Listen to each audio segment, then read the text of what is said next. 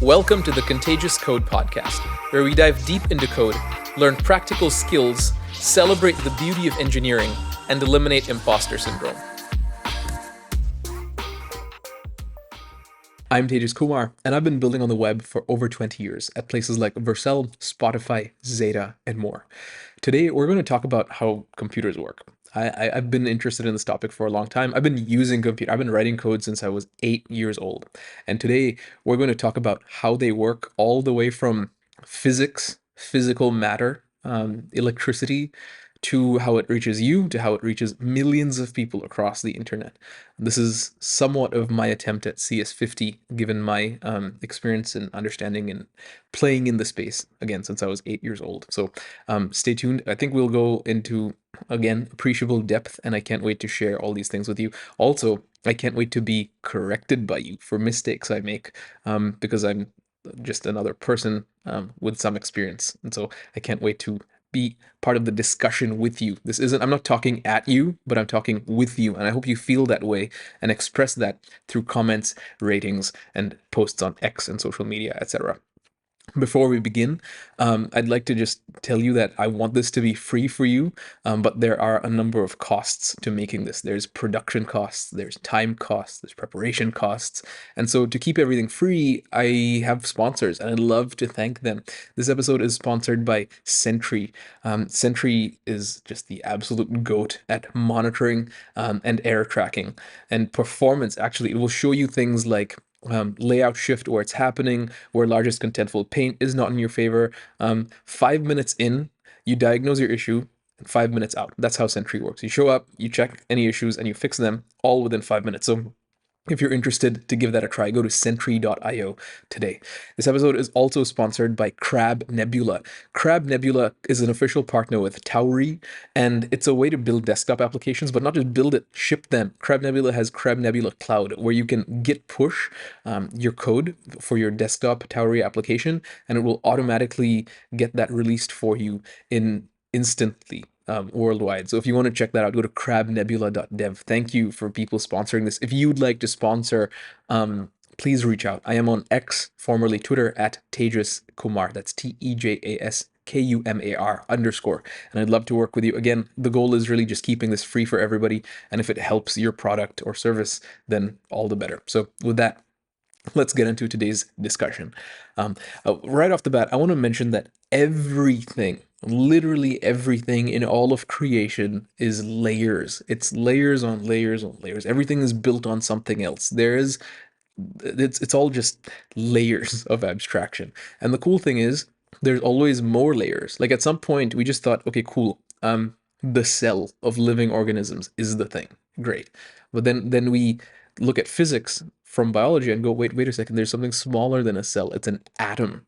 And then we're like, okay, cool. An atom is the single smallest indivisible piece of matter. There's nothing smaller than an atom. Atoms are totally indivisible. Cool. This was physics for a long time until we go, wait. We can split the atom. Wait, what's inside? Atoms have a nucleus. Whoa, what's inside that? And then we discovered subatomic particles when that was unheard of earlier, right? And how did we discover them? That's a cool experiment, actually. Well, I'll share links in the show notes, but it was with gold film, and they sort of shot protons. Anyway, without digressing too much, subatomic particles. So there's protons and neutrons inside the nucleus of an atom, and these are held together with what is called the strong force. What is that? Use the force. So layers and layers and layers. At some point, we'll probably decide. In fact, we already found like the Higgs boson and bosons themselves, which are like tiny things, and at some point particles don't even exist as particles anymore, but they're waves, and we get into the realm of quantum physics, and that's completely unexplored. But everything just goes lower and lower and lower, and what we look at in terms of nature and hardware and software and computers, how they work, is all just things built on other things. It's so cool. Everything is layered. Every single thing is layered. Okay, so for the basis of our discussion with that, at what layer do we start? We try to do some deep dives here on this podcast and really, talk about things in detail with nuance. So what layer do we start at and then build up from there? I think it's cool to start at the subatomic layer, the electron, because ultimately all of engineering and software and web and all of this happens with electricity. Without electricity, we wouldn't have really anything, right? So let's start there. What is electricity? How does it work? Et cetera, et cetera. Again, I'm not a physicist. I've worked in the space for years. I've consulted actually with people in the field, so I have reasonable answers, but feel free to correct me. There will be links to citations, etc., in the show notes. Okay, so electricity, what is that? It's the movement, well, an electrical current, put it that way, is the movement of electrons, subatomic particles, from a place of a lot of negative charge. So it's electrons do have a negative charge. A charge is it's a polarity. So moving from negative charge to positive charge, that forms an electric current. So if you have like a million electrons on one side, and then on the other side you have like 3 electrons, then the thing with a million electrons will just naturally move to the thing with fewer electrons because opposites attract. And where there's a big negative charge, it moves towards slightly less negative charge or even positive charge. That's the law of physics, okay? And that indeed creates electrical current. Inside an atom, you have an electron, that's sort of the radius. If you think about like the solar system, the sun is the nucleus and the earth is like an electron. It's just like orbiting this thing. Electrons have negative charges. Inside the nucleus of the atom, you have protons and neutrons. Protons have positive charges, neutrons have no charge. Okay. And charge is just, again, an electric valence. Okay. And so in an atom itself, there's tension between protons and electrons that sort of holds the atom together. But in case of electricity, it's really the flow of electrons from a place of high negative charge to high positive charge. This is also like we see this in the earth, right? Like that's how lightning happens. Because of updrafts in the air, that is like literally wind moving upwards, charges get displaced, and in rain clouds, positive charges sort of accumulate at the top of the cloud, negative charges accumulate at the base of the cloud, and then just as they move through the ground or the earth, which also has positive charge, then you have huge amounts of negative charge in the sky, huge amounts of positive charge on the earth, and at some point, a current happens. Electrons literally flow from the sky to the earth as lightning, right? So it's the same principle all the way around. The flow of electrons creates electricity, and electrons flow from high density negative charge to low density negative charge or high density positive charge. And so electricity is generated through converting things like that, usually through some mechanical movement. So in terms of dams, so hydroelectricity, it's you convert kinetic energy, that's the energy generated from moving water, into the flow of electrons. If it's heat, like through coal, the heat is going to make steam, which moves some type of turbine to generate some charge, and negative and positive charge are arranged such that electrons flow, and therefore you have electricity. Wind, same thing. You literally see these massive wind turbines. Solar, same thing. The cool thing is, if we can arrange our charges right such that electrons flow from point A to point B, we have electricity. And today we can get electricity from Earth, that's through coal or heat, fire, similar, wind, through wind turbines, water, that is hydroelectric power plants, and not yet heart. So we could do Captain Planet with electricity, is what I'm trying to say. Earth, fire, wind, water, heart. That's the final frontier. If you can figure out how to generate electricity from heart, we're good. Anyway, so we get electricity. Companies, power companies, get electricity through this, through converting kinetic energy to electrical energy, literally by just like arranging charges a certain way such that you have an electrical current. Electrical current does what currents do, like wind currents or water currents. It flows. It flows in directions. And this is where we get into things like AC or DC. AC is alternating current. That's a current that doesn't just flow like in one direction, sort of like your React state should, but instead flows it's two-way data binding. It's two-way electric binding. So it can flow one way or another. In fact, it does flow multiple ways, forward and backward. It's the flow of AC current is not stable. It's unstable. And that's what makes it alternating. It doesn't go in one direction. But because of this, it's really great for distributing power. So at the village level, or the city level, or the state level, or the country level, alternating current is used because of its nature of being unstable. So you can like send out alternating current from a power plant and it sort of goes to and fro. And as it flows, you can put various devices in place to move that current around. You have like a little routing network for alternating current. So when it comes back, then I'm going to, through this device, through this piece, have it move somewhere else to this other plant. And slowly what you end up creating is a grid. This is literally think about a grid like with lines. That's the grid. That's the electric grid. It's just alternating current moving from the power company across various lines because it moves backwards and forwards in an unstable way. And it can be routed appropriately. It can be routed across the grid from the power company to your house, to your neighbor's house, to your internet service provider. Everybody is part of this grid in a civilization or in a developed region. And this grid is what gives power to everybody. And it's all backed by alternating current and its unstable, free-flowing nature in multiple directions. Okay. Alternating current sucks for devices. So I'm recording this. I'm using a camera, a computer, a microphone, etc. All of these devices can't work well on alternating current because alternating current is not stable. Like your screen would like flicker, the light would come on, go off. The recording would start and stop based on the direction of the current and whether it's coming in or not coming in or where it's going, etc. So we need a different kind of current for devices. And this type of current is direct current. It is stable and it goes straight to your device. Alternating current can be converted and is converted to direct current inside the power supply units of these devices. So your phone, your laptop, whatever it may be, has a little converter in there that will take alternating current from the wall. And this is not necessarily your phone or your laptop. It could be the power brick, right? The charger, whatever connects into the wall. Alternating current makes it to the wall of your house. Okay. And then something takes that alternating current, converts it into direct current, meaning it adjusts the flow of electrons such that, okay, now this is just one-way stream going to the battery pack, usually in your phone. And that's it. And then the battery pack stores some of that electrical energy and then distributes it inside the device as well. Okay. So alternating current becomes direct current and that goes straight to the device. And this gives power to things. This is where data centers have to pay attention to things. So a lot of us deploy websites on serverless platforms like AWS, DigitalOcean, Microsoft Azure, what have you. But these companies have things called data centers, huge warehouse facilities that have racks on racks on racks of machines and machines and machines. And it's so important for them to have a constant flow of electricity, a constant, reliable flow of electricity. And a lot of them do this using a number of devices to regulate that electricity because they guarantee their customers, that is you and me, uptime.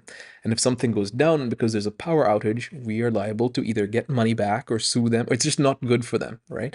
So they have a deeply vested interest in managing electricity and managing well. And by electricity, I mean power supply and quality well. So a lot of them will use something called a UPS, that's an uninterruptible power supply, and it's exactly what it sounds like. It's a power supply that cannot be interrupted with various fail-safes and so on and so forth. And they all have, as part of their quality agreements, they have something called a PUE, that is a power usage effectiveness measure. And it's a metric used to determine how efficient the energy of a data center is. So how it works is you take the total amount of electricity entering the data center and divide it by the power that's used. And ideally, this is a good enough ratio to say, hey, we're using the power effectively. We're not wasting anything. In fact, we have a surplus, et cetera, et cetera. Another big thing with electricity is heat, because as you can see with lightning, electricity generates heat. And heat can kill batteries, heat can destroy devices, etc. So thermal regulation is huge, and especially for like server workloads in data centers that do a lot of work. It's important to regulate heat. It's important to buffer downtime. It's important to manage cost. Electricity does cost money. And with data centers, it's important to have redundancy. If there's an outage, if your local city's power supply goes out, you have a generator powered by like gas that can turn a turbine and give you some standby power. And you have to think about this if you're running a data center. Um, you have to think about, you have to think about complying with local laws and regulation, and so on and so forth. And this is why a lot of us just use AWS or Azure or Google Cloud, because like, who can deal with this, right? Anyway, so that's the role of electricity. That's how electricity gets from literally the earth to the power company to you to a data center. And we're assuming you and the data center are similar. You're just consumers of that electricity here. Okay, so that's the electricity. How does this then enter like a computer? And for our discussion here, we'll actually use a computer. We won't use a laptop because laptops have batteries and they store energy. Let's talk about a device that is plugged into a wall that has no battery, just for the sake of simplicity. Okay, and then I think once we establish that, you should be able to understand how a battery fits into it. Okay, fun fact: a battery just stores electrical energy. So, okay, so every computer on Earth, every computer, I mean like even a phone, a TV, everything that can be considered a computer, has a motherboard. This is really important. Has a motherboard. A motherboard is a PCB. It's a printed circuit board. It's a big green or blue or black. I don't know, whatever. It's a big board that contains circuits. Literally, it's what it sounds, a circuit board. It contains circuits that connect things to other things, units to other units via buses and like lines. If you've ever seen one, you'll know exactly what I'm talking about. It's a thing where you print circuits that are conductive, that electricity can flow across from one place to another. A motherboard connects things like RAM, CPU, etc. together using buses. And they are literally that. They are electrical pathways that enable movement of data and control signals. There's many different kinds of buses. There's data buses that will move data being like ones and zeros and so on. There's control buses that will move logic around, like AND instructions, OR instructions, XOR instructions, etc. And there's address buses as well. And this is like the buses that move around like memory addresses and locations and things. So how does electricity get to this PCB, the motherboard? Well, the motherboard has a unit on it called the PSU, the power supply unit. This is like literally like mounted on the motherboard or connected to the motherboard in some way. The PSU, excuse me, is responsible for supplying power. It's in the name, power supply unit. So you have some type of cable that goes into the wall in your house or in your server farm, and the other end of this cable goes into your PSU. That then has electrons, literally an electrical current flowing from your house all the way over the wire, highly conductive wire, to the power supply unit with just the right amount of current, of alternating current, and then the power supply unit will convert this into direct current and supply that current to the motherboard. That's what happens. Now, fun aside here, when I was a child, we had a computer like this, and the power supply unit allowed you to choose the voltage, that is the amplitude of the electrical activity, the electrical current going in. And I chose something. I didn't know any of this when I was like 12 years old, right? And so I chose something. I thought maybe if I turn this up, we'll have more performance. Our computer will be faster. Yeah, that blew up in my face. Literal explosion in my house. And my dad was a little bit worried, and he was like, "What are we gonna do?" And so we just bought a new PSU, and I learned my lesson that day. Put it that way. Nowadays, thankfully, PSUs are a little bit more like safe. They don't allow you to do that. Anyway, so the PSU receives power and checks, okay, is the quality of this power good? Is it direct current? Is there enough? Is it going to explode? Do I need to transform it? Do I need to regulate it? So that's the PSU. It's like there's a number of sensors to sense whether the power is good. When the power is good, it sends a power okay. It literally sends a signal called power good to the motherboard. And when the power good signal is received, this invokes firmware. So firmware comes alive, so to speak. It doesn't come on necessarily. It doesn't have an on-off switch. Just when it receives that power good, firmware is activated. Okay, so we've gone from hardware, that is PSU, motherboard, to firmware. What is firmware? Firmware is not hardware. It's not software. firmware. It's like in between hardware and software. It's firm. That's literally where the name comes from.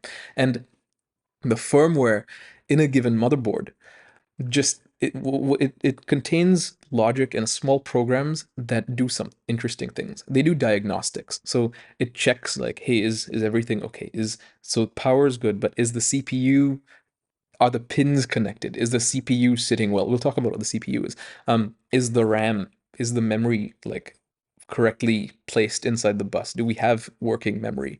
Are the disks okay, etc., etc.? So it checks the status of all the components and says, and basically decides like, are we ready for operations? From there, the firmware starts the BIOS, that's the basic input output system, or the UEFI, which is the Unified Extensible Firmware Interface. That just does a status check on all the components and says, cool, we're ready for business.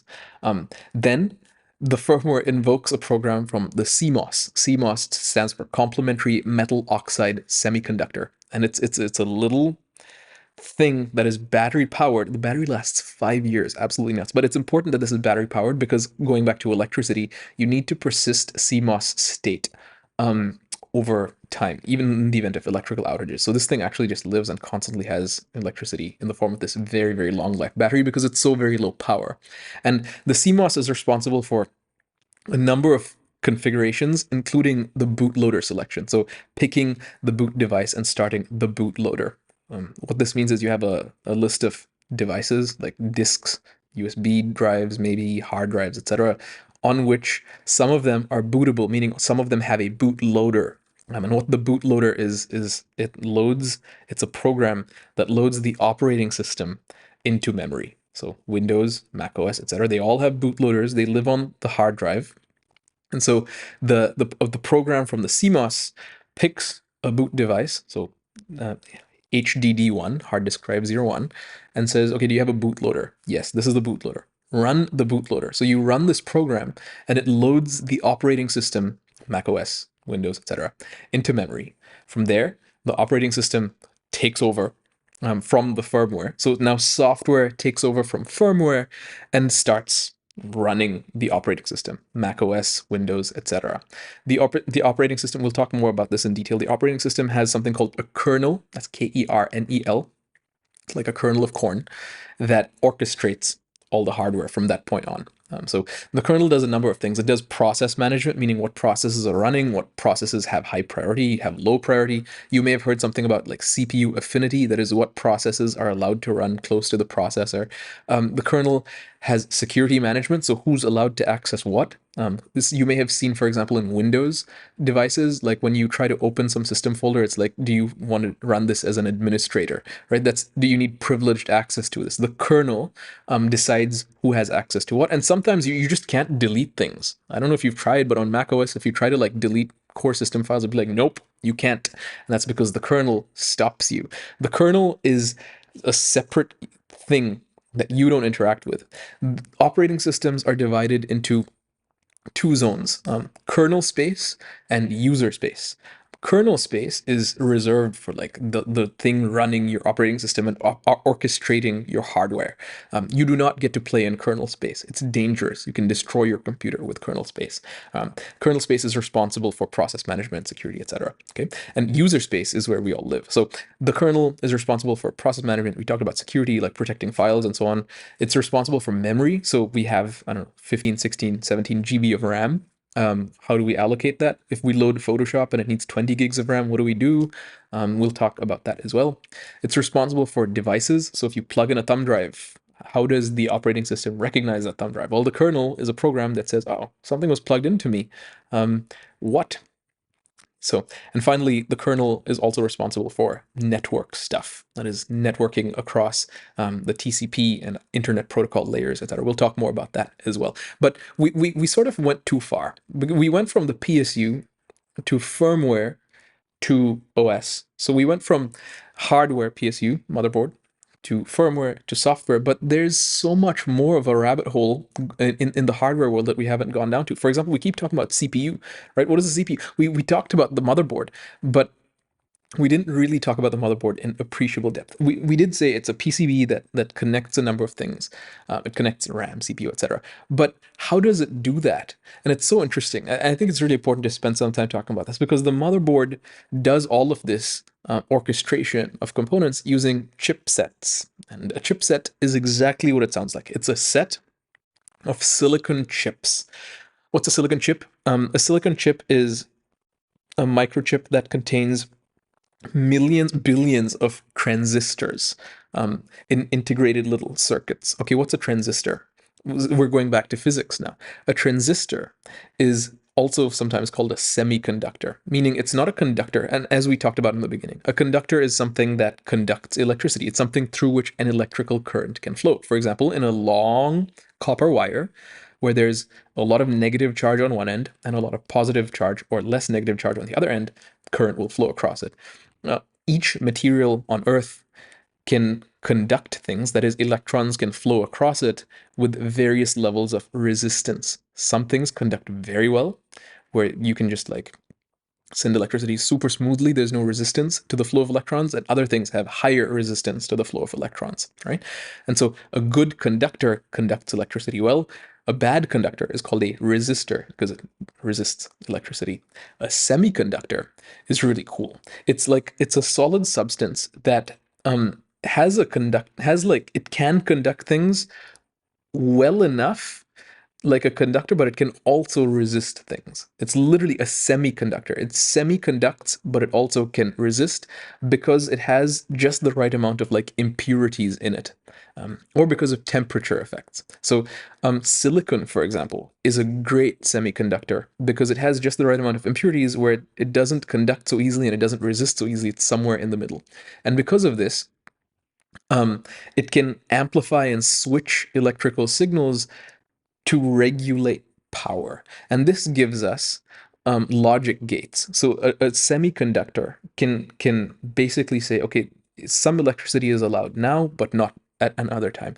Now it's 1, other times it's 0. And just like that, we have the beginnings of binary, right? So chipsets in a motherboard regulate all of this. It's literally, they regulate the flow of data or electricity as ones and zeros using semiconductors. And that's for the motherboard across the entire computer. That's how data flows from RAM to your disk, from your CPU to RAM, all of that. The beautiful language here is ones and zeros using semiconductors and chipsets on and in a motherboard. They move data around through this. High voltage is 1, low voltage is 0, 1, 0, 1, 1, 0, 1, 0. That's a collection of binary digits, binary digit being 1 or 0, also called a bit. 8 of those binary digits is called a byte. We have bytes. 1024 bytes is a kilobyte. 1024 kilobytes is a megabyte, gigabyte, terabyte, yottabyte, etc. This is the basis of all of that. Welcome to CS50. I hope this is making sense so far. Okay, so that's how the motherboard works and how things move across from there. We've talked about the PSU and how then the PSU can send data through the chipset to the motherboard. We talked about firmware. We talked about CMOS. We talked about bootloading. We talked about the kernel. So coming back to the kernel, there are 3 types of kernels. There's a monolithic kernel. Like in the case of Unix, it's really fast, but it's large because it's monolithic. It does many things. It does everything. It's a big boy. Okay, there's things called microkernels. These are somewhat trendy these days. That they're smaller because the kernel does less and more stuff is handled in application or user space. An example of a microkernel is like Minix or the Herd. That's HURD. And then there's hybrid kernels. These are the most popular, right? Because kernel space is good for some things, application space is better for other things, and it just intelligently will choose, okay, what do we dedicate the kernel to versus what do we dedicate user space to, etc. Windows from NT onwards and Mac OS use hybrid kernels, okay? So we talked about kernel space and user space, and it's important to note that you can sort of portal from one to the other. So it happens quite often that things move from user space to kernel space. How they do that is using something called a syscall or a system call. Most applications, including Node.js, will do system calls into kernel space. For example, if you need to write a file to the file system, you do fs.write file in Node.js. It will do a syscall Be like, hey, I need file system stuff. Can you kernel? Can you like okay this? And then you just write stuff, right? The cool thing is all of these layers, right? From the PSU to the motherboard to the CPU to kernel space to it's also seamless that it feels like one cohesive system. But it's not. It's a beautiful orchestration of all these systems working together. It's so cool. Okay, so we've again gone from hardware, firmware to software. We went back to hardware a little bit to appreciate the motherboard, but we still have so much to appreciate here in hardware, specifically the CPU. You may have heard of the CPU being the central processing unit that houses things like the arithmetic and logic unit, etc. But how much do we really know about the CPU? Let's talk about the CPU briefly and go down that really cool rabbit hole. So a CPU is installed on a motherboard. We know what the motherboard is. It's installed on a motherboard into like a specific socket that matches the CPU's pin configuration. Again, these pins are highly conductive and electrons can flow across them. Okay, so specific CPUs fit specific motherboards. This is why Apple has this like mastery, because they make literally everything themselves. So they can fit whatever they want, however they want. You can fit a CPU on a motherboard. And once a CPU is fit, electricity and data, that is binary data as we talked about, can be transferred over these pins and everything's cool. Now, CPUs have cores. What is a CPU core?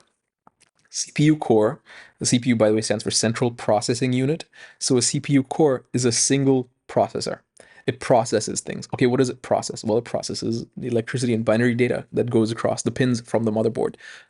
It processes them. It does processing. If you have more cores, meaning if you have like a 16 core, 8 core, 4 core, you may have heard these, it just means there's more processors. You can use the word processor and core interchangeably. Okay. What does processing mean? It just means receiving data, transforming it, and then sending it away. What is also discussed in the space is something about threading and simultaneous multi-threading and hyper-threading, etc. What is threading? Threading it's interesting because this term is highly dependent on context, actually. It means many different things. But if I'm able to venture a sort of hand-wavy, oversimplified way, threading is the ability to use one core for many tasks. Usually it's one core, one task. And if you have multi-core, then you can do some simultaneous processing, maybe because you have multi-cores. But threading or multi-threading is using one core for many tasks, where a thread is a task. Okay, a thread is either, and again, it depends on context. This is so contextual. A thread is either a sequence of instructions managed by the operating system. So 1, 2, 3, 4, 5, a sequence of instructions that can be worked on concurrently, or it's a fake core. It just depends on context. So let's walk through these. So if you're familiar with databases in web engineering, transactions. A transaction is a collection of operations, a sequence of instructions, if you will. That is a thread that the scheduler of a CPU manages. The scheduler is exactly what it sounds like. It's like, okay, I'm going to take this unit of work and I'm going to work on it. I'm going to process it and send it off. I'm going to take this unit. So it schedules work. A thread is either, depending on context, a sequence of instructions that the scheduler takes, works on, hands off. Or in some cases, so in Intel CPUs, they have this concept of hyperthreading, which is the ability for the CPU, even if it's a single core, to create two virtual cores based on the single core. What's the benefit of this? Well, if you have one core that's like really fast, like 5 gigahertz, then hyperthreading allows you to make two virtual cores of each 2.5 gigahertz. We'll talk about what that means in a second.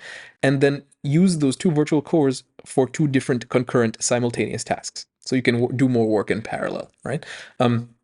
Threading, multi-threading, and hyperthreading all mean these things in different contexts. So again, a thread could mean a sequence of instructions managed by the scheduler that can be worked on concurrently, or a virtual core in the case of Intel CPUs. Multi-threading is just multitasking in a single core. I think that's really important. And a core is a processor. Some multi-core systems have multiple processors. The more processors you have, in theory, the faster it is, because the more you can multitask, right? But of course, this is more nuanced for multiple reasons, which we'll get to in a second. Okay, so That's a CPU's insides. That's what cores are. You may have seen something called clock speed as a measure of CPU performance. What is that? Well, clock speed is the number of cycles a CPU can execute per second. The number of cycles a CPU can execute per second. Okay, then what's a cycle? A cycle is a basic operation done by a CPU. Basic. So what is a basic? So a thread is a collection of these basic operations, as we talked about. But what is a basic operation then? Math could be one. ALU, the arithmetic logic unit, part of a CPU. So math, add this, subtract that, multiply this.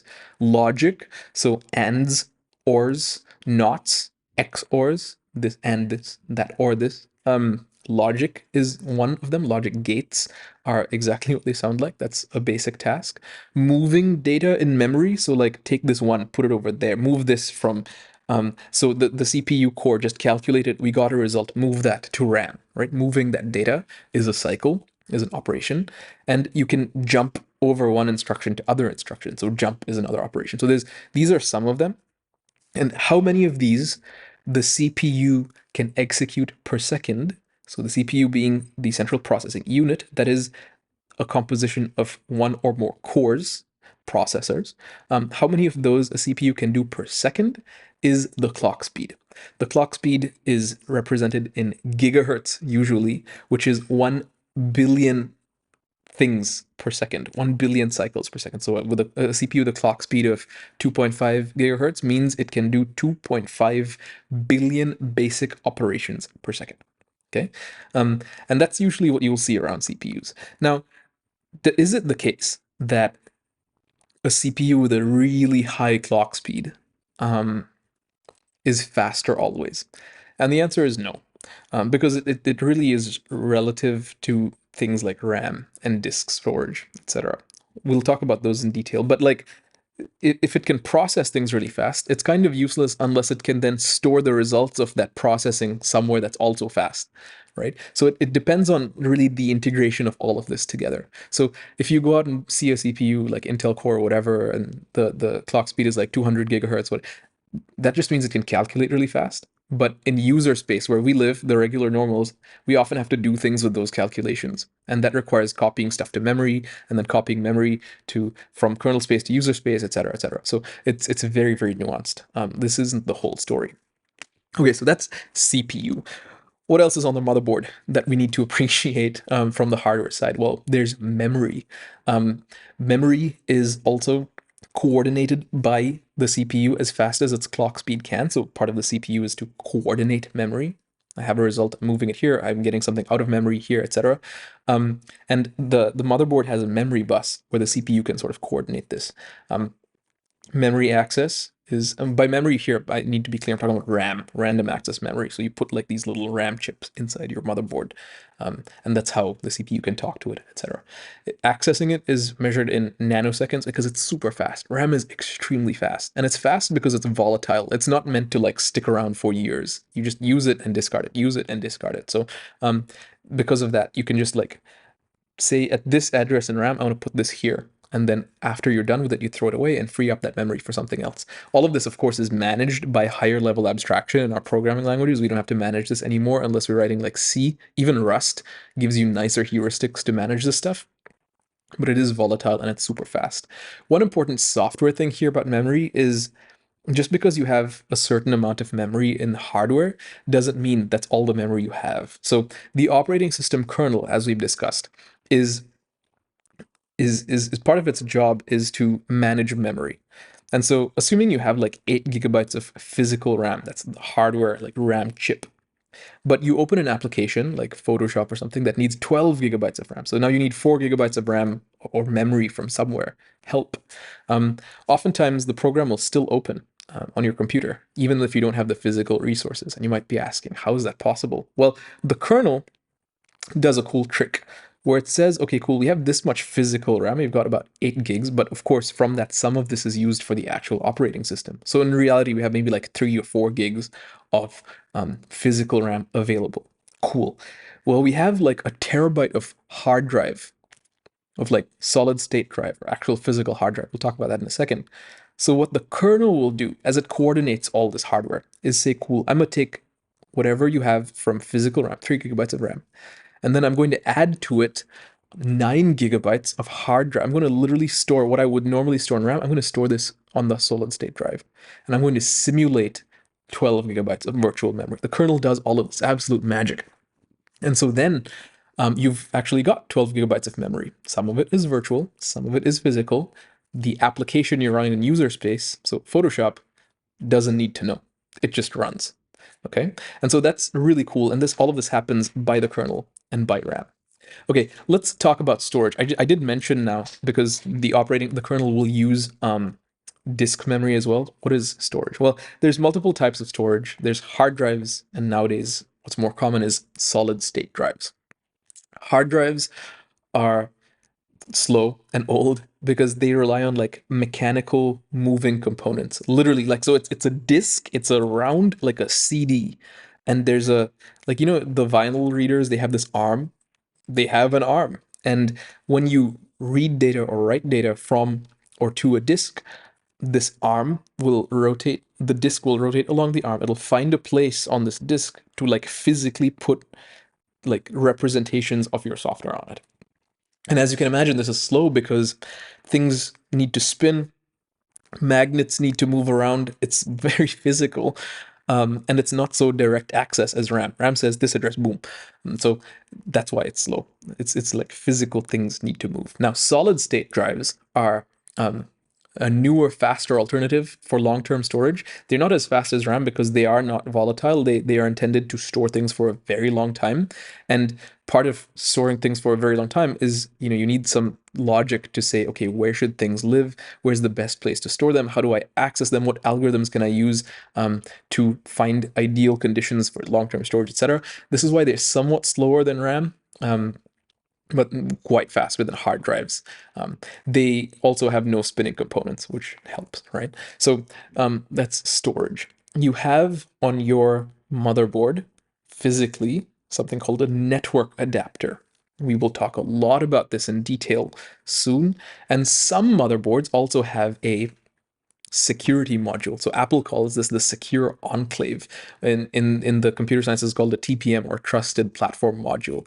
And what this is it's a small chip on the motherboard with a secure crypto processor. And it has one job. It's like securely store stuff. The cool thing about these TPMs is they're physically protected from tampering. So if you go in and like try to mess with them to get their data, they immediately lock up and even sometimes just blow up. So it's really cool. There are different versions of this defined in specifications by the Trusted Computing Group, or the TCG, and the specifications are OS agnostic and they're just open, so anybody can read the specifications. Each TPM has a unique security key that is unique to them, so the stuff that they encrypt or decrypt, nobody else has access to. They're just totally like safe. And so I think if you're choosing a motherboard for some reason, I would opt for one with the TPM because security is so important, especially in this age of like data brokers and people stealing data. Okay, that's all about software.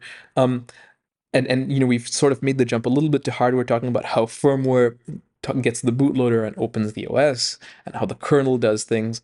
But now let's talk about software specifically. So we've done physical matter, electrons and stuff. We've done motherboards. We've done all the hardware. Let's now move to the operating system and talk about software. Okay, so software is really cool. Now, we've understood literal physical matter, the flow of electrons. You've understood how electricity comes to your house, how it goes through the power supply unit to the motherboard, firmware, OS, kernel space, user space. And so now if we talk about software, we're talking about things that execute in user space alone.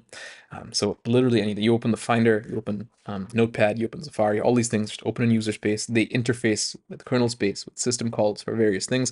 For example, if you download a file from your browser and it needs to be stored in the disk, your browser needs to talk to kernel space. Similarly, just to send traffic over the network, your browser needs to talk to kernel space. Anyway, so we could talk about software in a number of different ways. Let's start by talking about architecture. Software architecture is the way data and state flow through your application, enabling various user experiences. The cool thing is architecture, with that definition, applies to literally all software. Every single software has architecture. However, software, has so many different kinds of software. of being existence. So like there's so many different kinds of software. What I mean by that is like, look, your typical like CRUD application is software. So any application that's operational with create, read, update, delete is software. Your operating system and its kernel is software. Postgres, the database system, is software. Spotify is software. tldraw.com is software. Your TV OS, like everything that is not hardware or firmware is software, right? So it's just a lot. So with software comes architecture, and with architecture comes patterns. There's monolithic software where everything's sort of contained in one big binary, a monolith, a big rock, if you will. There's microservice architecture for software. So Spotify, for example, where I used to work, is backed by a microservice architecture. There's many different services contributing to this one piece of software. There's a service for audio streaming, there's a service for authentication, there's a service for credit card payments, etc. So these services compose together, but they're discrete services to form software. There's also patterns like MVC, model view controller, which is more of a like interface pattern, right? Where your model, aka your data, connects to your view, that is your UI, and the view is controlled by a controller, meaning user inputs and stuff go to your controller, and that then syncs with the model, etc., etc. There's also MVVM. There's event-sourced architecture that we'll talk about actually in another episode this season. There's the Flux architecture, where your state is immutable and your user interface dispatches actions to then affect the state and get a new state, etc. There's so many patterns. Local first is an architectural pattern where your device owns all the data, and then periodically syncs with some centralized store in the cloud if necessary. But typically you own the data in local first. Johannes Schickling has a great podcast, localfirst.fm, where he talks specifically about this architecture all the time. Right? So there's so many different architectures because there's so many different kinds of software. I need to emphasize again, like there's software running inside your refrigerator for like temperature. Cars are controlled by, like when you hit the gas pedal, that's not mechanical anymore for most cars. It's like controlled by software. But software is also the thing I'm using to record this. Software is also what you're using to, software is so different. And so you need different architectures. And most software projects will combine like 3, 4, 5 different architectures for their 3, 4, 5 different components. The user interface component will have one architecture, the backend storage will have another architecture, etc., etc. Okay, architecture is so ubiquitous, but to fully understand architecture, we need to get a little bit more granular because software is so broad. Okay, so let's start our software journey by talking about the front end. How it works is we'll start at the outermost layer, so the front end, and then we'll go deeper and deeper and deeper through the back end, etc., to probably the data center or something. We'll see how we go. But if we start at the front end, what happens? So you have a web front end. This is some type of application. This is maybe Amazon.com, and you're looking at a thing you want to buy. You're looking at Monster Energy or something. Not a sponsor, just saying. And that's a front end. It's made up of things. It's made up of web technologies. Now, a web front end is different from other front ends, but fundamentally, front end is the same. It's the thing that your users see and interact with. It's your user interface. It's the human interface to your thing. You can write this on the web with certain languages. We'll talk about that in some detail, but you don't have to. You could write desktop applications for macOS or iOS applications using something called Swift UI. It's a programming language. I don't really know any other way to do UI without web technologies. So you can maybe tell me in the comments. But if we stick to web engineering, UI is typically written with, by and large, 3 programming languages. You could write a full web UI with just one programming language called HTML. And so let's start our journey there. HTML is hypertext markup language. Okay, immediately you're probably thinking, what is hypertext? It's text that can link to other portions of the same text. Literally, like you click a portion of the text and it goes somewhere else. Wow, wild. But it can also link to like other documents somewhere else. That's it, hypertext. That's hypertext. And the markup language, meaning the language you write hypertext in, is HTML. Cool. And so just like that, you take a text file, save it as .html, and you have a web page. This is actually how I got into web development. My brother showed me exactly that, and I was like, whoa, what is that? And I got super fascinated and made it. Now, This is cool, but you're quite limited in what you can do with this. For example, you can maybe show some images, which images now count as hypermedia because it's not an image is clearly not text, so that becomes hypermedia. But that's it. You can't really do things that maybe your users would want or expect. You can't have like great layouts. You can indeed have layout with just HTML. You can even have semantic meaning with HTML. This is my header, this is the main content, this is the footer. But you can't customize it to the degree that you would want to without another thing called CSS. CSS stands for cascading style sheets, and it's just a way of styling, literally styling your HTML. CSS can address HTML elements, so a div, a span, a p, and apply styles to them. Background red, color green, whatever you want, animations, etc. Okay, and then finally, and by the way, you can build fully great web experiences with just these two alone. The only stipulation is that when you click a link or you submit a form, it takes you to like a whole other page, and there's a whole, like, you lose context in between navigation. But you don't need anything further. You can build on the web with just this. The third thing to fix that new page thing and losing context and make things a little bit more interactive is JavaScript. And JavaScript does exactly that. It's not needed at all to create websites unless you want, how do you say, unless you want like smooth navigation and like nicer interactivity, okay, or more pleasant interactivity for your users. So HTML, CSS, JavaScript, these three are the foundation of building on the web if we're talking about web software. Let's go a little bit deeper in each of them, maybe not too deep because we have a lot to discuss. But HTML is somewhat limited because it doesn't allow you to do a lot of things that software does. What does software do?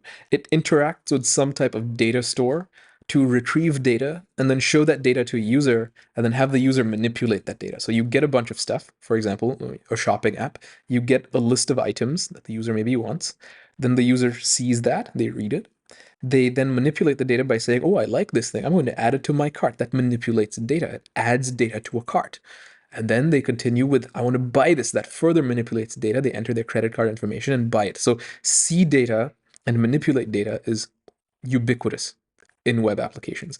HTML does partly what you want. It helps you see data, and then through forms, it indeed helps you manipulate data, including through links, but it doesn't help you do it with like real-time instant activity, like such that when you click add to cart, nothing, like you don't lose the page, you don't get a blank page and then it loads a new page, etc., etc. And so to make this nicer, we have JavaScript, or we can just extend HTML. So there's a thing called HTMX, which indeed is powered by JavaScript. But if you just include one line of a script tag that loads in HTMX, which is JavaScript, then it augments HTML such that you get new attributes that you can add to your HTML, such that if you have a div and you add an attribute hx-post, and the value of this attribute is some URL, some web address, then when you click on that div, it will send a post request to that address. Cool. And then you have another attribute. This is given to you by HTMX, hx-trigger. You can say click or load or some event. And then instead of clicking on the div, when that event happens, it will send the post request. Finally, you have hx-swap, where whatever that post request returns, you can then swap either the inside contents of the div with that result, or you can swap some outer element with a CSS selector, etc. So it gives you more control and power over HTML to create these like dynamic experiences, but it does ultimately use JavaScript at the end of the day. All that to say, if you want like highly streamlined, smooth, seamless interaction, you're going to have to use JavaScript, okay? Let's talk about CSS. CSS is cool, but it's so easy to get wrong if you're not careful. Why? Because it cascades. So if you style a div element, you say div margin 3 background red, and then you have like a million lines of code for other styles, and then later you say div margin 2, then what's going to happen is the margin's going to be 2, but like everywhere. Even though when you wrote the second rule div margin 2, you were probably looking at like one specific div in your browser. You had no idea this is going to affect everything else, but because of the cascading nature of the style sheets, CSS can and does often override itself. This is not a fault of CSS, it's a fault of the developer. We just lose sight of things, right? Because we often tend to write very long CSS. So to that end, there's a number of solutions to this. There's CSS meta languages like SCSS or SAS and less, which augments CSS a little bit to help make it more maintainable. For example, they have a module system. You can like import just small chunks of CSS for specific use cases, and that may help, but ultimately it still just becomes cascading style sheets at the end, and the cascade ultimately wins. So a better approach that is more common in the industry is called atomic CSS, where instead of like an element, so a button containing like 5 different styles, display flex, border radius 10 pixels, background red, color white. Each CSS rule, like background red, is its own utility class. So you have one class, CSS class, that's .bg-red, and that has background red. One line, that's it. One rule per class, atomic CSS. And this has so many benefits. Number one, you will never rewrite the class because you'll never, like, why would you redefine BG red to have some other background? It doesn't make any sense. So it's less likely to be overridden. Second, it's more likely to be shipped once. What does that mean? Well, in a traditional application where you ship a lot of CSS, you have oftentimes like one element which has maybe a flex layout. So you have display flex. You add that rule to that element's class. And then you have another element that's also a flex box. So you add display flex to element B. So you have like, assuming two classes, .a display flex, and then .b display flex. When you ship this bundle of CSS to your users, you ship the line display flex twice because it's in different contexts. And over time, this adds up to where you ship display flex a lot, or you ship multiple rules duplicated a lot, leading to bigger bundles when you could just have .flex, display flex, and then just use flex everywhere as a class. That rule exists one time. It's shipped one time, and therefore you ship less CSS. So atomic CSS is cool. Probably the best expression of atomic CSS on the internet is TailwindCSS. That's because not only does Tailwind give you atomic CSS utility classes, it also tree shakes. That is, it removes unused classes when you ship your website. So you really ship like just the amount of CSS that your users need. It's really, really great. Okay. Let's talk about JavaScript. JavaScript in the stack has taken over. I mean, most people are building entire websites with JavaScript to the point where they don't even use HTML anymore because JavaScript can generate HTML and JavaScript can generate CSS. So there's been a lot of talk of CSS in JS, where you write CSS rules as JavaScript objects and then JavaScript turns it into CSS on the fly at runtime. We also do that with HTML at build time, using things like React and Solid, etc. They express a syntax called JSX, and JSX creates like JavaScript objects that are representations of HTML elements that when they, in quotes, render, what they do is they, on the server at least, they generate like actual HTML strings. So they generate HTML for you, and then you ship that across the network. Then you load it on the client side to like add event listeners and so on and so forth. So JavaScript, like, some would say you can't build anything on the web without JavaScript. Others would say you can build everything on the web with only JavaScript and not HTML and CSS. Both of these are just categorically wrong. JavaScript has a number of limitations, and if it's the only thing in your stack, in your web stack, you probably have some problems. It's generally a good practice to use the fundamentals like HTML and CSS and JavaScript for a number of reasons. However, I'm not telling anyone what to do. This depends on your team. This depends on your onboarding processes. It depends on your needs. I just think it's better to stick to the fundamentals, but I'm happy to be proven wrong. Let me know in the comments. Okay, so there's HTML, CSS, and JavaScript, but outside of these technologies, in terms of front-end software or web architecture, there's also some concerns worth paying attention to, specifically accessibility. We want to create software typically for everybody. This includes people with visual impairments, auditory impairments, sensory impairments. Some people may not have a mouse to click on things, so is it keyboard accessible? Are your screen readers announcing things appropriately? Is your color contrast okay, such that people with chronotopia or red-blue, red-green colorblindness can see things appropriately, etc., etc. So accessibility is a huge part of any architectural discussion. And frankly, this is also where Tailwind honestly just wins because it comes with a lot of accessibility goodies out of the box. Second is network performance. When we build web software, we have no guarantees of anything. Our web applications can run on any OS, on any hardware. We just don't know.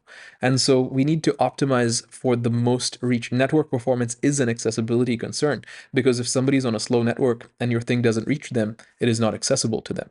So accessibility is exceedingly important as well. This is contrary to software, just like on OSs, right? Because oftentimes software is made for a specific OS version. This version of Chrome only works on the M1 Mac, etc., etc. Web software doesn't get that luxury. It just has to work everywhere, okay? Finally, monitoring is also exceedingly important for web software. And again, by monitoring, I mean capturing the right data, aggregating the right data, detecting anomalies in the data, alerting on the data, and finally, archiving the data. So how are we doing last month versus this month, et cetera, et cetera. So all of these combine together to form front-end architecture for software. Okay, so now in this example, let's trace how this works in terms of electrical flow from the software to the hardware, etc. So assuming we have a web page like Amazon.com, we have an item and we click add to cart, we even click buy, right? What happens? HTML lays out the page, CSS styles the page, JavaScript responds to my add to cart. And what does it do?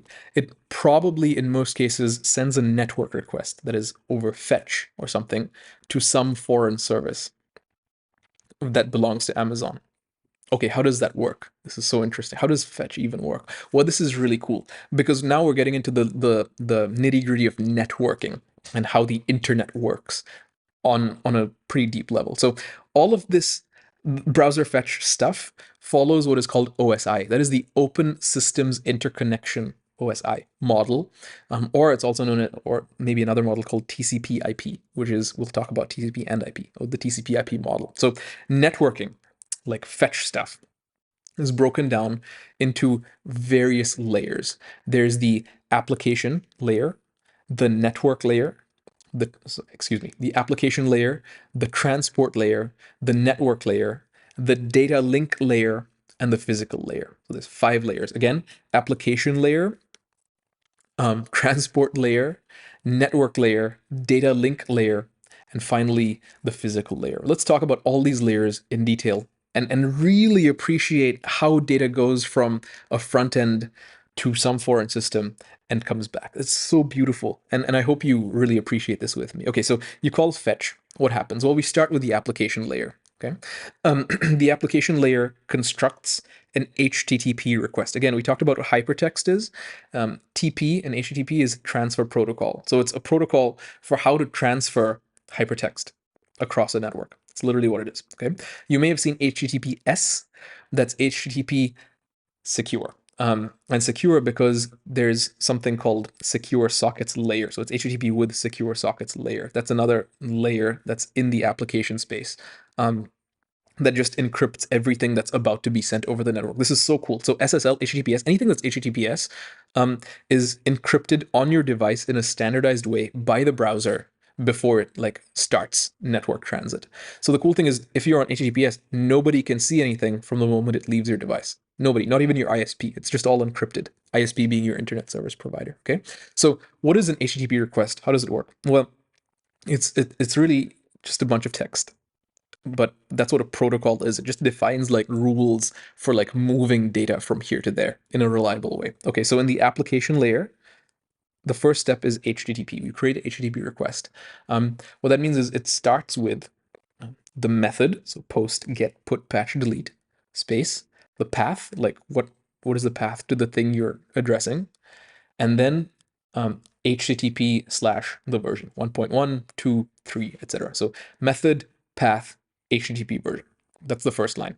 Second line, or second section, so to speak, is headers. Headers are things like content type that tell the server what you expect: JSON, XML, a blob. Authorization headers go here. Cache headers, so anything to tell the foreign server details about how you expect to be interacted with. And optionally, the final segment is a body. This is like some data you want to send. This data will be sent as binary data. We'll look at how that works, but it's just data. Oftentimes, this is JSON. Okay, so that's an HTTP package. It's a payload. It's a request. This via a sys call. Remember, we talked about system calls to kernel space. So this is handed off to TCP, that is Transmission Control Protocol. That's the transport layer. It's handed off to the transport layer via a syscall, via the kernel's networking stack. This is important because the kernel is the one that handles all this networking stuff. So the browser creates a packet, encrypts everything, says, hey, kernel, I have something for you for your TCP stack. Go there. And it does. Still in the application layer, we need to talk about DNS. This is really interesting because there's this meme where it's always DNS. DNS stands for domain name service, or server, and it's the thing that translates a host name, so like google.com, to the IP address of the foreign machine, 192.168.something.something, with a port indicated by a colon. It literally just translates text to a bunch of numbers, an IP, Internet Protocol address. That's all it is. And so you might think, well, if DNS is so simple, why is it always the root of all problems? And that's because DNS is highly distributed. DNS is like everywhere. So there's DNS on your machine, there's DNS servers at your ISP, there's DNS servers somewhere else in the world, and there's DNS servers at the destination of your request. There's so many layers, and any one of these layers could be configured incorrectly. You just never know. That's one thing. DNS is also cached heavily because it needs to be instant. For example, you go to google.com and you'll see like resolving domain in your browser address bar. Resolving that domain needs to be instant. So it's cached really heavily. Finally, it's hierarchical, sort of like CSS.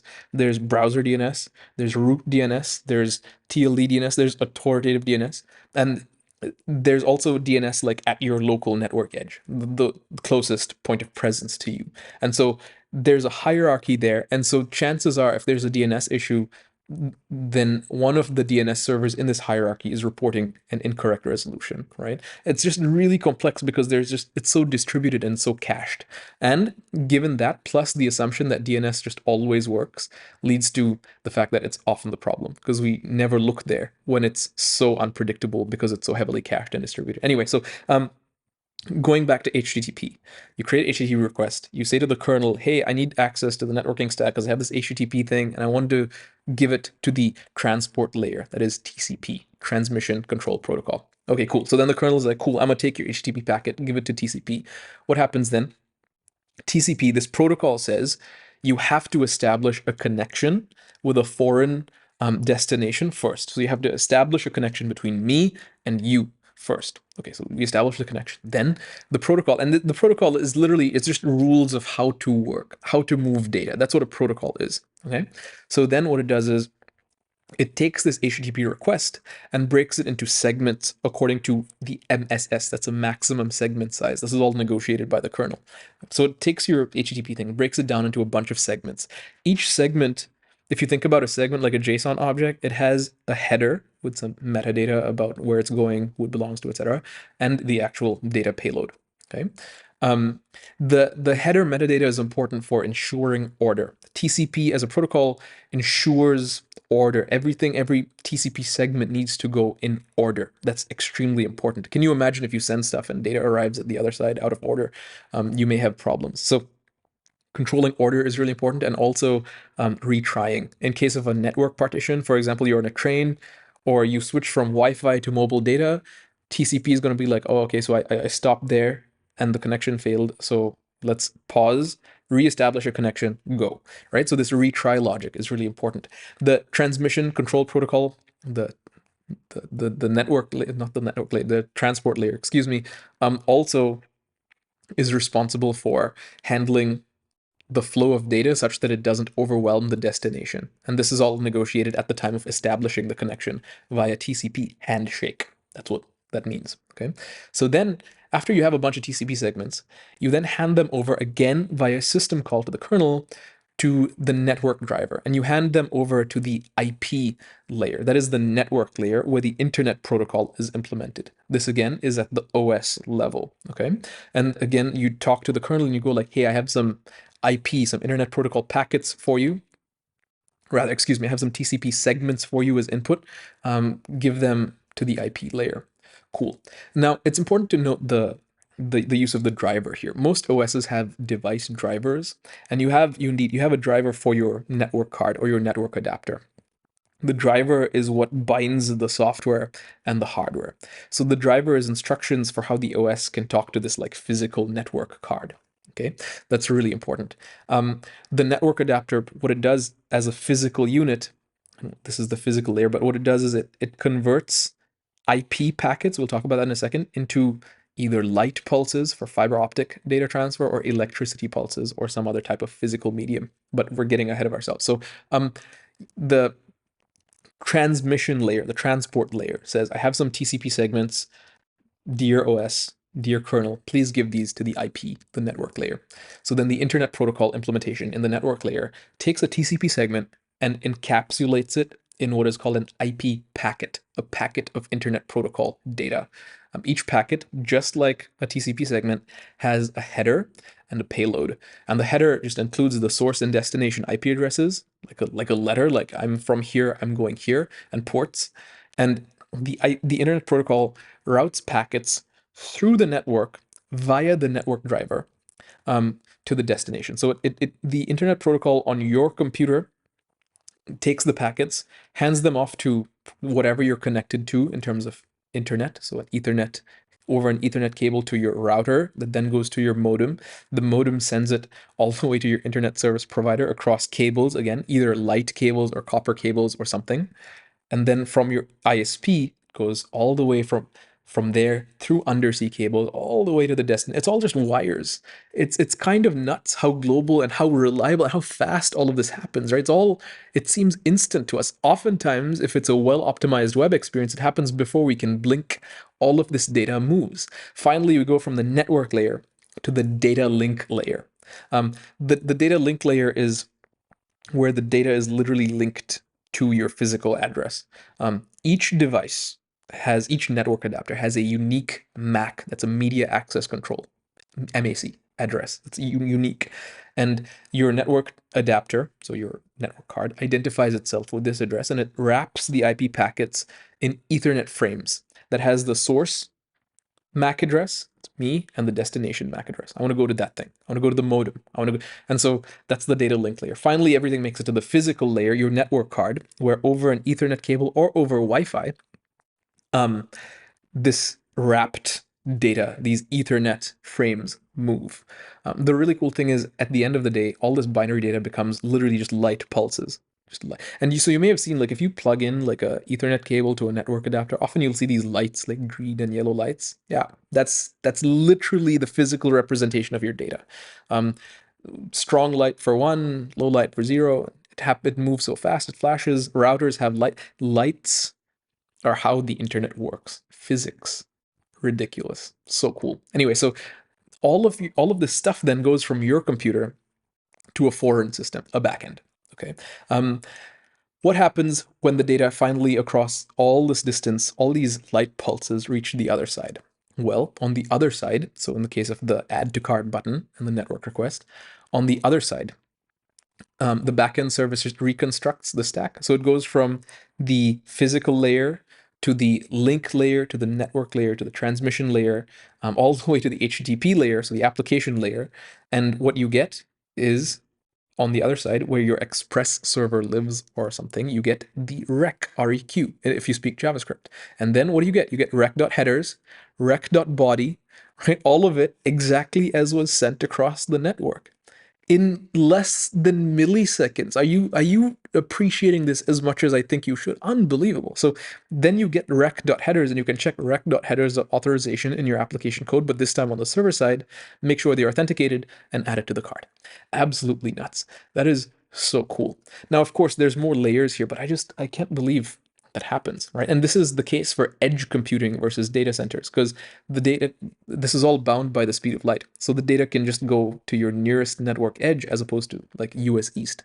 And that will be faster because the speed of light is not instant, right? So let's talk about now on the backend side, the layers to reconstruct that HTTP request that you sent with the request headers and the body, etc. So how does it happen? Well, it happens through some layers on the server side. Well, first, there's DNS, of course, but then second, there's NATs and firewalls. NAT stands for Network Address Translation.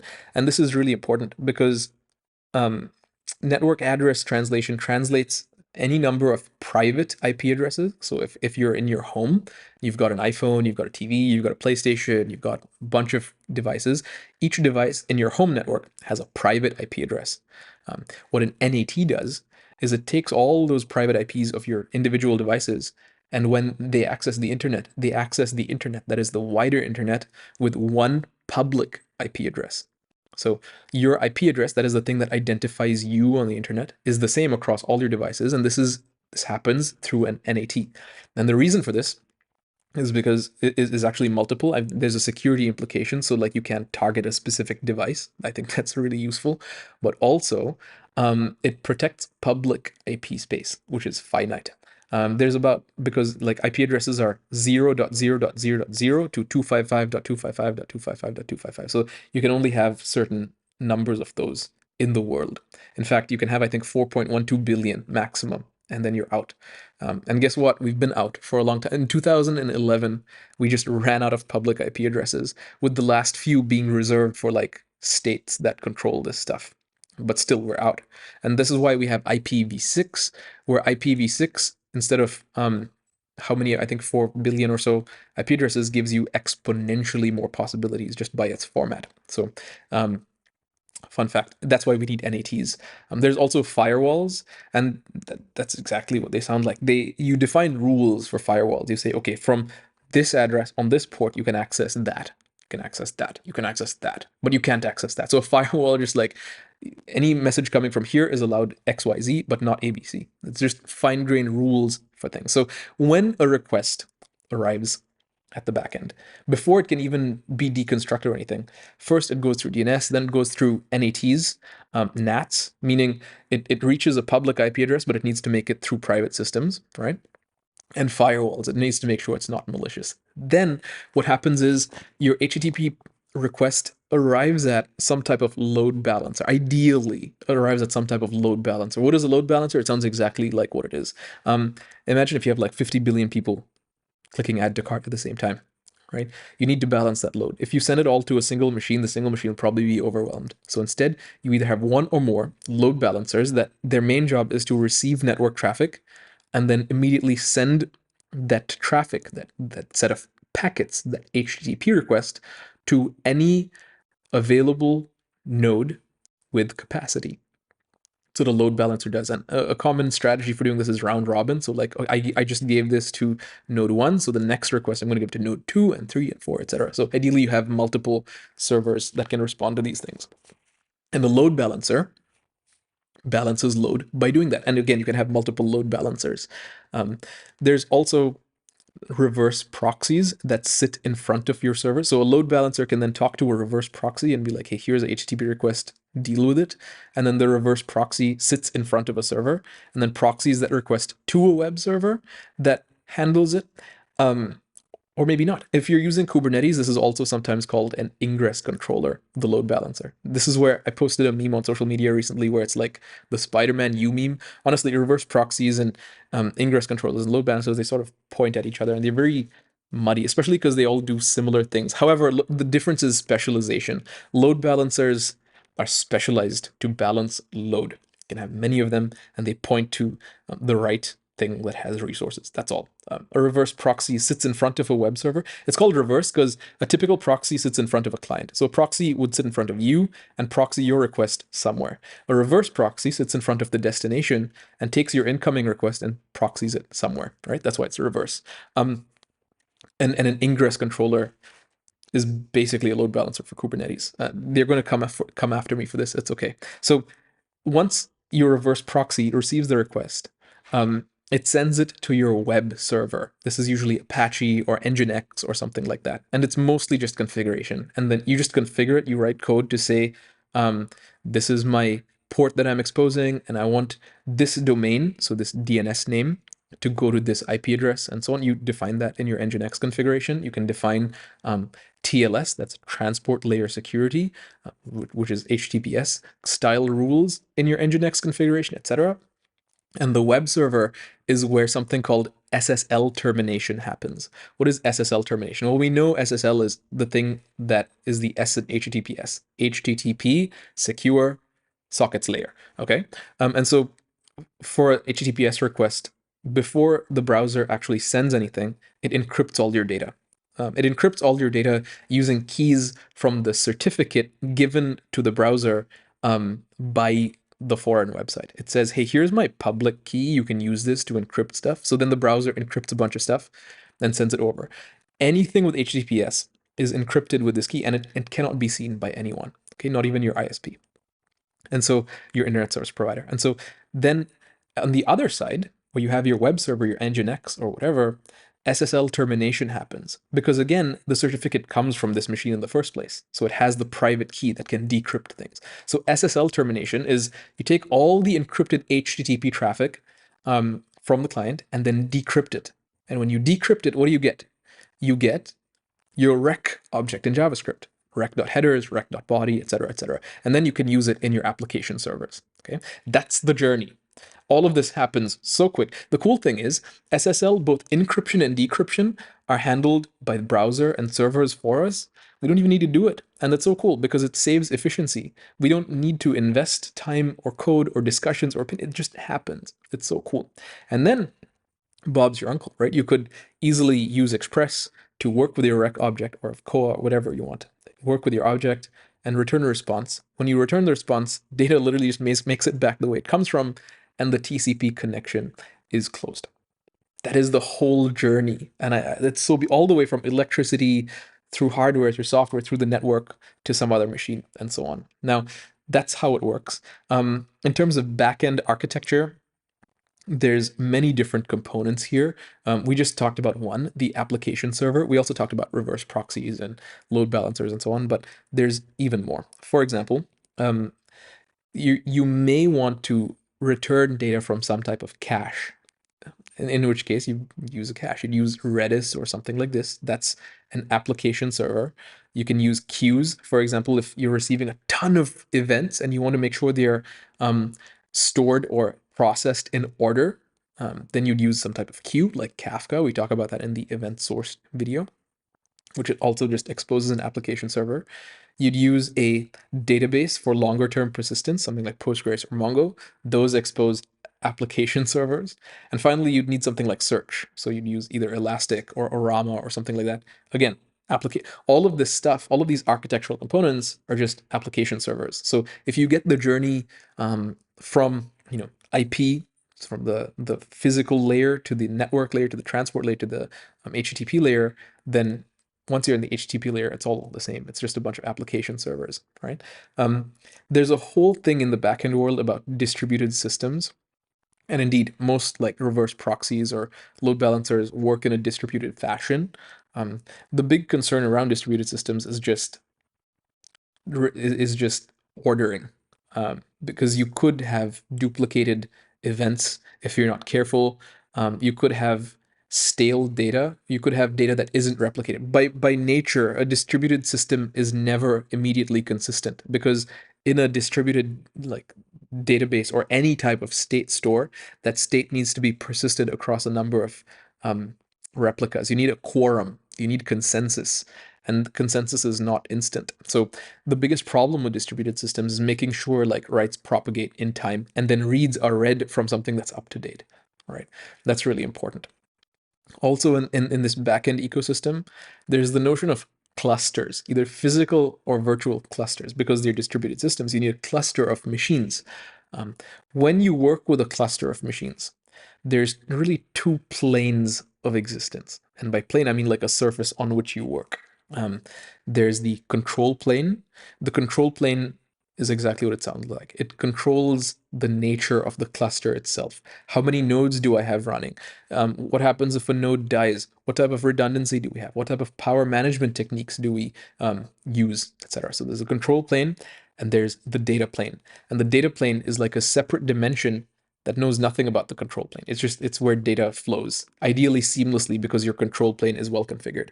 The control plane and data plane can be somewhat analogized to be like kernel space and user space, right? It's just a separation for security and reliability. With clusters, there's typically a checklist in setting up a good cluster of machines. Ideally, all your networking is set up so they're all connected and can talk to each other. They'll have a reasonable OS and coordinator. Kubernetes is a great coordinator for distributed clusters like this.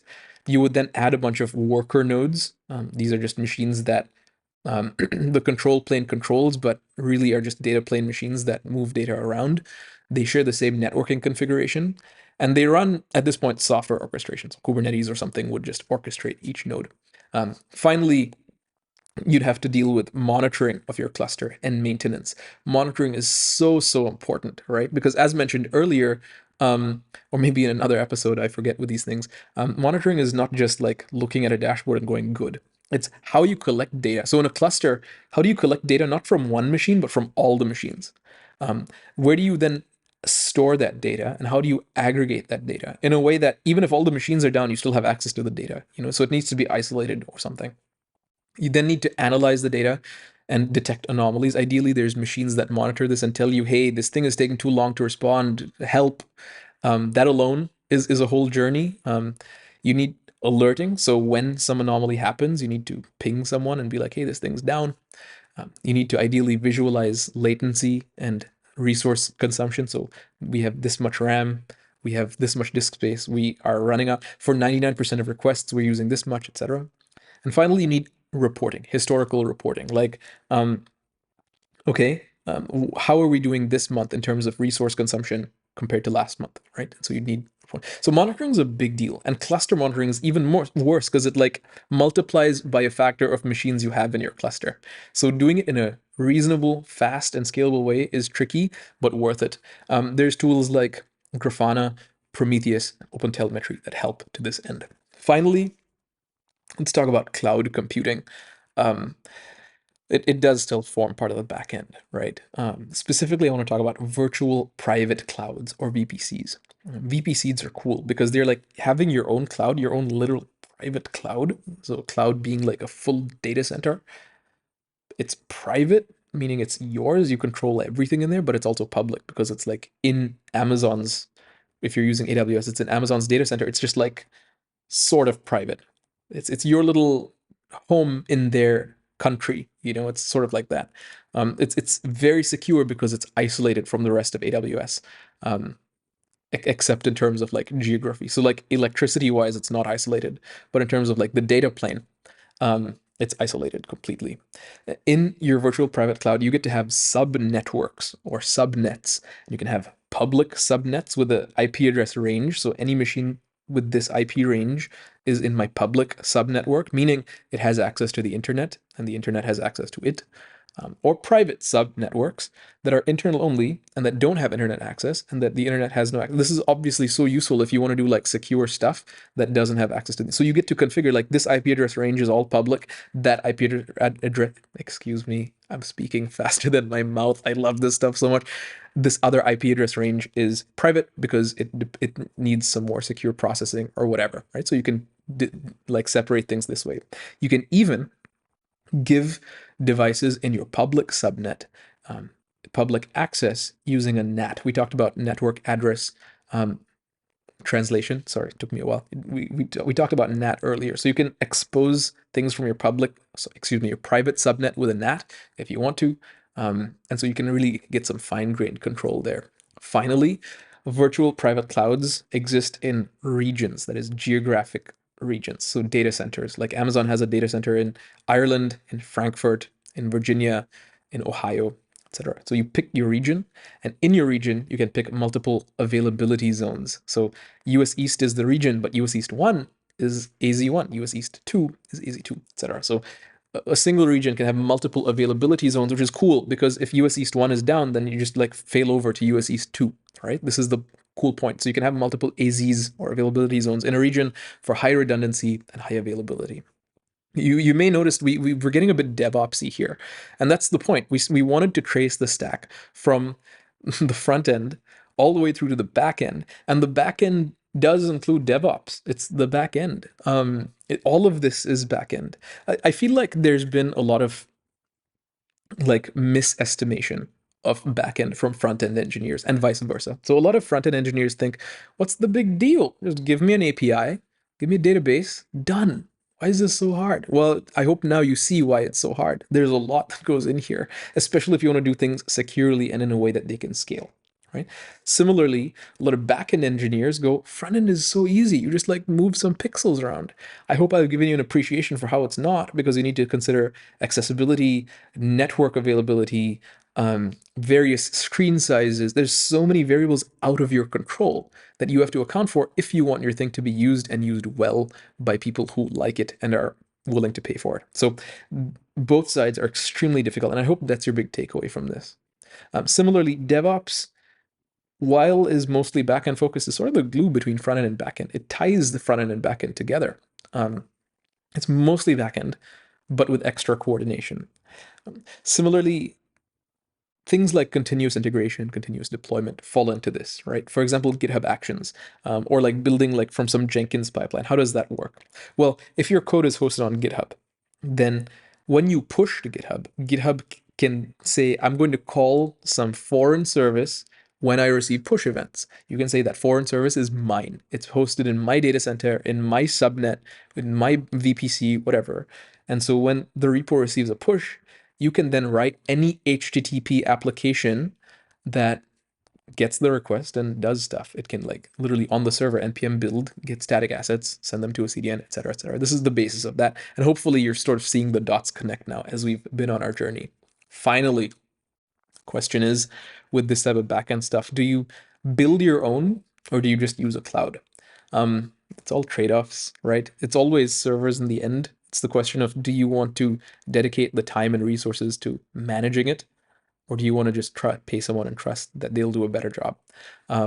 Really, that's what it is. Servers, ultimately, whether you build your own server farm or even your own server stack, whatever it may be, or use a cloud, ultimately, it's just a bunch of always-on computers that receive electricity the way we talked about, that have motherboards, that have CPUs, that have RAM, that have a network layer that decode, Ethernet wrapped IP packets into TCP segments, into HTTP responses and requests, and just do the thing. So do you want to do it yourself? Do you want to pay someone? It's up to you. It's important for me that you know how it works. That will help you make the best decision you can. This has been such a good discussion. If you've stuck around, I just want to thank you. This is so fun nerding out. I probably made a few mistakes or something. Let me know in the comments so I can fix it, and maybe even have you as a guest on the podcast if you feel comfortable. But thank you again for joining me for this discussion. If you're learning from and or enjoying this content, then I would really invite you to subscribe to the channel, give us a thumbs up if you're watching on YouTube, and leave a comment with either praise or criticism. I do read all the comments, and I want to create the best experience for you.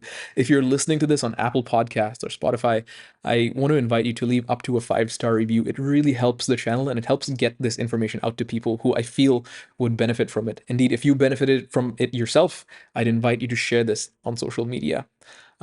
I want to thank you again. I want to thank the sponsor. If you're interested in sponsoring this podcast, it is about getting free information out to people. Reach out to me on Twitter or X. That's at TejasKumar _. That's TEJASKUMAR _. And with that, I want to thank you for joining this discussion. Thank you for listening, and thank you for your interest in engineering.